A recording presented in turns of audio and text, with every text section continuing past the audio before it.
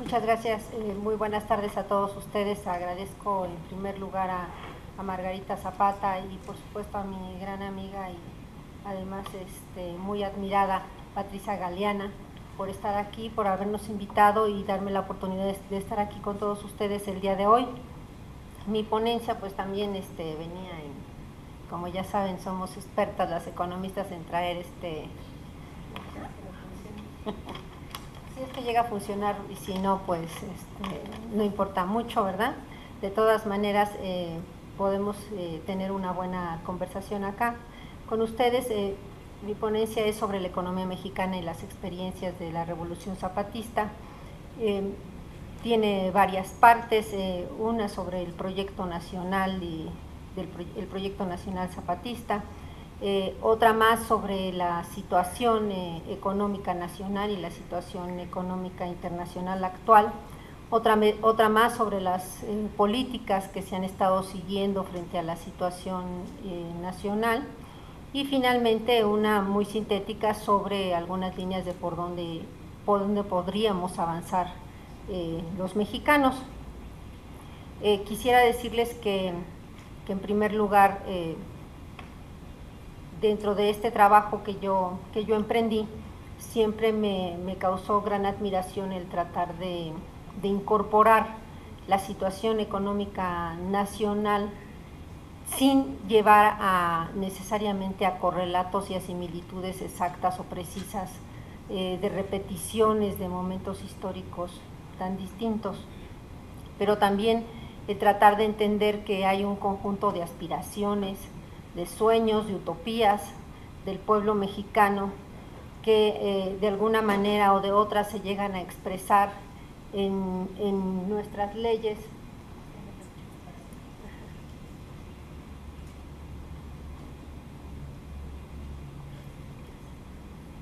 Que de alguna manera se llegan a concretar en nuestra Constitución, y que, como dice la doctora Tere Aguirre, pues la historia no es simplemente una acumulación de progreso hacia adelante. Me parece a mí que una de las lecciones más importantes de la Revolución Zapatista para nosotros hoy en día es justamente para la construcción de un proyecto nacional. Hay en Zapata y en la Revolución Zapatista una clara construcción de un proyecto nacional de frente al pueblo, con el pueblo, con los movimientos sociales, con su gente. Esto es una ética fundamental que yo creo que los mexicanos hoy en día tenemos que recuperar con mucha fuerza. No tenemos, ni podemos, ni queremos, ni deseamos arquitectos sociales, porque ahora últimamente además se ha puesto de moda que los economistas somos los arquitectos sociales, los grandes ingenieros que venimos desde nuestras teorías del mercado a proponerle a la gente el modelo económico que debemos de seguir, ¿no? Y luego sobre todo si hablamos y lo decimos en inglés suele ser todavía más convincente, ¿no es cierto? Ya están sí, ahorita cuando las necesite yo misma les voy a avisar cuando las pasen, ¿sí? Entonces yo creo que esta ética de la construcción de un proyecto nacional desde la Revolución Zapatista nos lo está enseñando contundentemente para el México actual. No necesitamos la construcción de un proyecto nacional a espaldas de la población y de los mexicanos, y somos los mexicanos los únicos que nos podemos hacer cargo de nosotros mismos por ahora. Y queda esto, digamos, yo creo con mucha mayor contundencia cuando vemos lo que ha pasado, como lo decía el licenciado que nos hizo favor de inaugurarnos, ¿no? Como citaba el proyecto del consenso de Washington, como se citaba el ponente que me antecedió también, las políticas neoliberales. Todos estos son diseños del Banco Mundial, del Fondo Monetario Internacional, que se han constituido en arquitectos sociales del mundo entero, y ahora son incluso las agencias calificadoras que vienen a dictar la política, que vienen a dictar la política económica, pero también las reformas sociales, las reformas políticas, las reformas económicas que todos los pueblos debemos de acatar.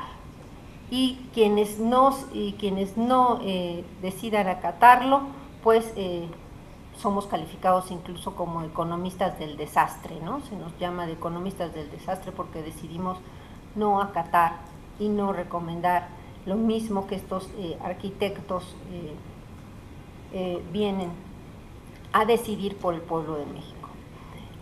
El otro elemento fundamental que nos llama hoy, como en la época de la Revolución y como en la época del general Cárdenas, que nos llama la atención a la necesidad de que los mexicanos nos hagamos cargo del diseño de nuestro presente y de nuestras aspiraciones de futuro, es precisamente la situación económica nacional, pero también la gran crisis financiera internacional, económica y financiera internacional que estamos pasando. Como no quiero repetir todo lo que ya mi colega y gran amiga y muy admirada amiga ha dicho, la maestra Tere Aguirre, entonces voy a usar mis 15 minutos para tratar de completar lo que ya ella nos ha adelantado en relación a la situación nacional. Y es que estamos entrando ya a al quinto año del estallido de la gran crisis financiera, económica y financiera mundial. Y le quiero poner mundial porque cuando decimos a veces internacional parece como que pasa del río Bravo nada más para allá y como que no tuviera nada que ver con nuestros países. Y la realidad es que sí, es una gran crisis financiera mundial. Este quinto año, estamos llegando ya al quinto año, empezamos en julio del 2007 esta crisis. Yo quiero subrayar mucho esta fecha porque se nos olvida, parece que de veras, en realidad la crisis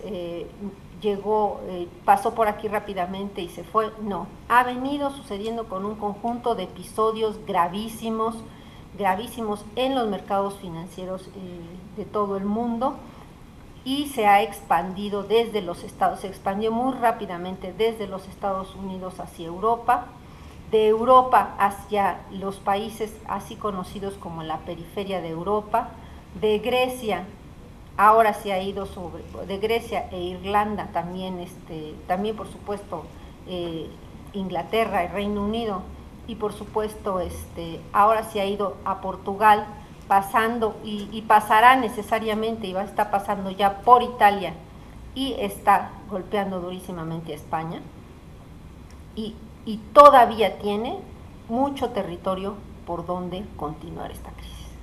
O sea, no hay verdaderamente hoy, aparentemente, fuerza suficiente como para contener los más duros golpes que estamos recibiendo de parte de esta crisis financiera internacional. ¿Qué es lo que está pasando? Pues nadie está conteniendo la ambición de los especuladores y de los banqueros, ni los gobiernos tienen la fuerza suficiente para contener todo este proceso especulativo que se ha armado en los últimos años, ni los gobiernos incluso más poderosos tienen la fuerza suficiente para regular y contener esta ambición. Ya no se diga países como los nuestros, pero estamos hablando de España. España, por ejemplo, representa en términos del mercado financiero lo mismo que el mercado financiero de toda América Latina, solo el de España, solo el mercado financiero español.